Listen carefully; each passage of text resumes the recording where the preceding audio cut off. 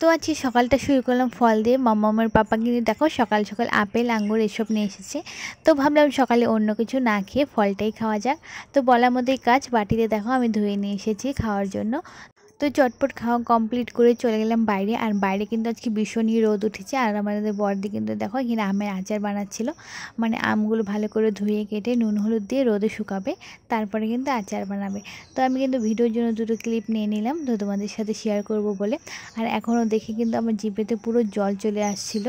তো তারপরে চলে গেলাম রান্নাঘরে রান্নাবান্না করতে। আর আজকে কিন্তু বেশি কিছু রান্না করিনি, টুকটাক ভাজি করেছিলাম আর করেছিলাম এখানে একটা মাছের পাতলা করে ঝোল।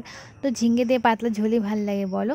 তারপরে বিকেলবেলা চলে গেছিলাম রাস্তায়, আর ওর পাপাকে কিন্তু একটা আম পান্নার শরবত করে দিয়েছিলাম, মানে কাঁচা আমের শরবত। এটা কিন্তু আমার চ্যানেলে তোমরা দেখতে পেয়েই যাবে।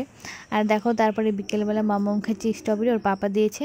তো মাম্মাম দেখো টুকটুক করে স্ট্রবেরিটা খাচ্ছে, ওর মনে হয় বেশ ভালোই লেগেছে দেখো।